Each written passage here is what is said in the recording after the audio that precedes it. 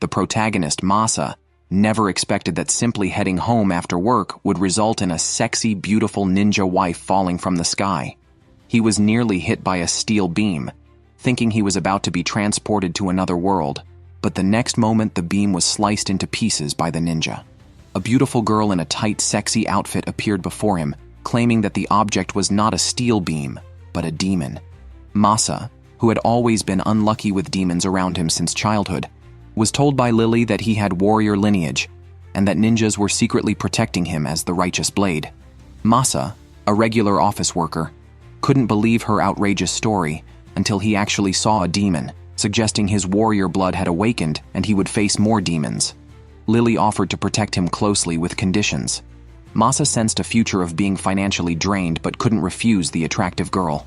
She bluntly asked about his savings, his usual time of returning home, and if he had a gaming console, then looked at him with greedy anticipation. Despite his reservations, Masa brought her home. Once there, Lily changed into casual sportswear, looking completely different from her sexy ninja persona, and more like a NEET, begging Masa to support her. Masa agreed to her absurd request, and she made herself at home, eagerly playing games. Their days were spent with Masa cooking meals, buying games, and sleeping together, with all household chores handled by him alone. Masa enjoyed this because he had always struggled with social interactions, whether in school or at work, and was typically alone. Now, he cherished Lily's company. Lily praised Masa as the best man she knew, and she seemed flippant, but was actually quite shy alone in the bathroom. Whenever Masa faced danger, Lily was there to save him, but otherwise, she was just a NEET. Masa's doting made her feel embarrassed. Lily was touched when Masa said he didn't mind her being at home, making it hard for her to focus on gaming. She felt she couldn't continue like this. When Masa returned from work, he brought her a limited edition accessory from her favorite game as a thank you for protecting him. Lily was overjoyed, saying defeating demons was the least of her tasks, but delighted in the gift. She then challenged Masa to a game to prove her skills, but was soundly defeated, wondering if he had secretly gotten stronger. Masa modestly mentioned he had only won a championship once. After losing 10 games, Lily gave up, not realizing her frustration. Masa enjoyed spending time with someone else and looked forward to playing games with Lily again, which made her blush and eager to continue playing. But Masa had to do laundry. To keep him playing with her, Lily declared she would take care of all the laundry the next day, moving further away from her expected NEET lifestyle. While playing video games at home, Lily suddenly sensed a demon near Masa and quickly changed out of her sportswear to protect him. With only 10 minutes left for a timed mission in the game, she doubted she could finish off the enemy and complete the task, so she handed the gaming console to Masa. Surprisingly, Masa remained composed and continued playing. By the time Lily had defeated the enemy, Masa had collected a heap of rare items. Seeing the bounty, Lily was thrilled, and Masa was happy to see her happy. It had been over a month since Masa and Lily had signed a master-servant contract. Suddenly, Masa was informed by his company that he needed to travel for a week. Unable to accompany him, Lily gave him a charm to conceal his warrior lineage. She reminded him not to think that just because he had such a powerful item, he no longer needed a female ninja, noting how difficult it was to make such charms. Masa quickly assured her he would never end the contract, but worried about Lily managing on her own. He left her some meal money, which she spent all on the first day on figurines. When Masa returned a week later, he found the house littered with bean sprout wrappers and a famished Lily, who immediately begged him to cook for her. Masa didn't want to ask what had happened during the week. Instead, he presented her with a gift, which turned out to be the expensive figurine she had purchased. Lily was overwhelmed, questioning what her diet of bean sprouts throughout the week meant. The next day, Masa was not at home, but he had prepared food for her and left his usual work bag with a packed lunch inside. Having forgotten his lunch, Masa was about to buy something when he received a call from Lily, offering to bring his food. Before he could even hang up, Lily, being a top-tier ninja, appeared before him using a teleportation technique. Feeling useful, Lily couldn't help but ask for a reward as her favorite game had just been released. Masa agreed without hesitation. However, their conversation was photographed and posted on social media, catching the eye of another ninja who was looking for Lily. This ninja, a huge fan of Lily's, rushed to Masa's home only to see her idol in a NEET state, gaming after staying up for 2 nights. a stark contrast to the ninja queen she idolized. Heartbroken, Mochi burst in to confront her about her transformation, blaming it on Masa. On seeing Masa, Mochi was filled with murderous intent, but was stabbed by Lily before she could act. Lily pushed back with fierce words, warning anyone who disturbed her life, regardless of who they were. Mochi, who idolized this fierce side of Lily, was ironically infatuated on the spot, showing a twisted affection. Masa was dismayed by the scene, and Lily, embarrassed, punched the obsessive fan away, assuring Masa that not everyone around her was a pervert, unaware that another odd character was quietly observing them.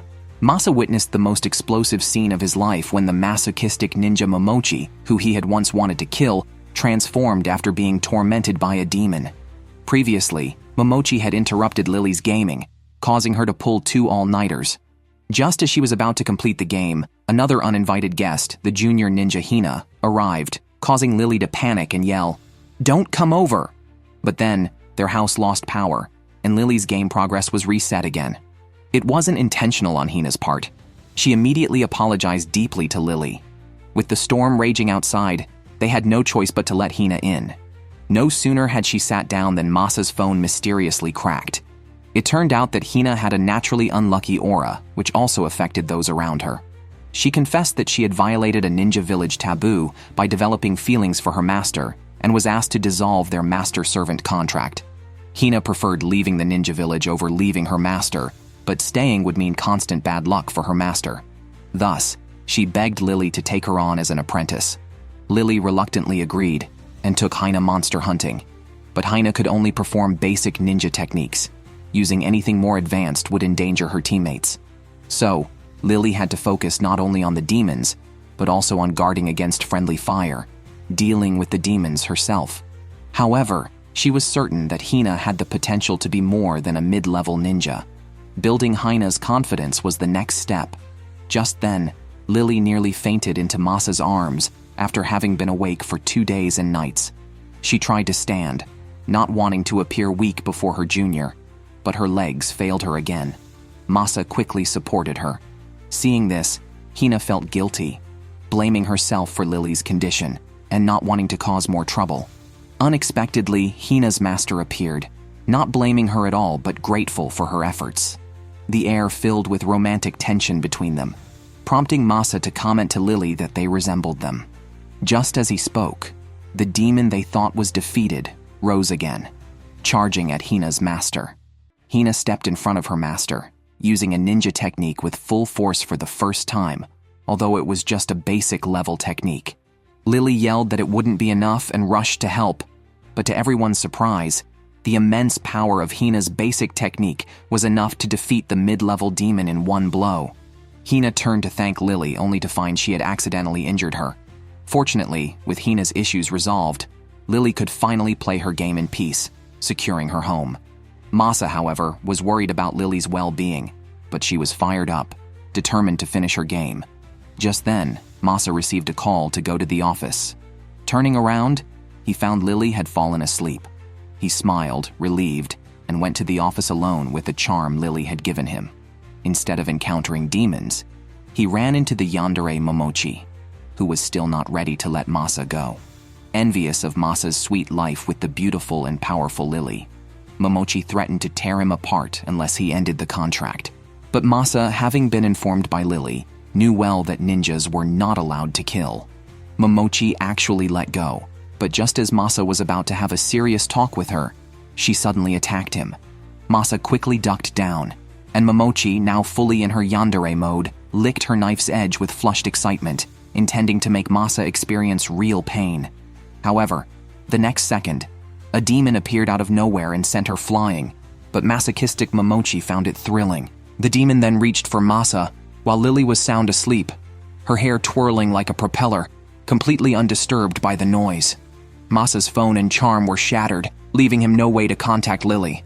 As the Minotaur prepared to strike again, surprisingly, Mochi saved him. She enjoyed the Minotaur's hit so much that she couldn't resist wanting another. Of course, her main motivation was to earn praise from Mistress Lily. Mochi, with all her might, drew her sword and swiftly killed the Minotaur. Masa was shocked to see how powerful the masochistic ninja could be. However, unexpectedly, just as Mochi sheathed her sword, a second demon appeared behind her. What followed was a scene Masa could hardly bear to watch. Mochi was beaten mercilessly by the demon, moaning with each hit. Yet she was becoming increasingly anxious inside as she realized she was completely overpowered. Despite enjoying it, this was a forced pleasure. She couldn't believe that Masa, a mere ronin, would attract such a powerful demon. As the demon clenched its fist and launched a furious attack, Mochi, overwhelmed by the intense sensations, lost control of her ninja techniques due to the accumulated damage. The burst of power at that moment destroyed the demon, but also left her exposed.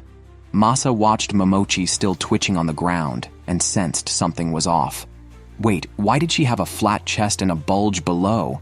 The masochistic Mochi was actually a man. Caught with his secret revealed, Mochi no longer dared to speak harshly to Masa.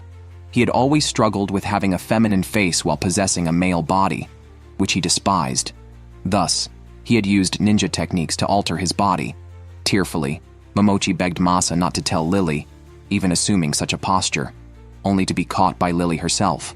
Desperate not to let Lily see him like this, he threw himself on Masa to cover his front, not realizing this would only anger Lily more. She demanded Mochi get off her master, but Mochi claimed he couldn't. He asked Masa for help in hiding his front. But facing the overwhelming fury from Lily, he found the situation strangely exhilarating, even thinking it wouldn't be so bad to be killed like this. Thankfully, Masa intervened, telling Lily that Mochi had exhausted his strength saving him from the demon and could barely stand. Taking Masa's word, Lily believed him. Meanwhile, Mochi stuffed 2 balls into his chest to face Lily confidently. Unexpectedly, Lily didn't suspect a thing and watched as Mochi limped away.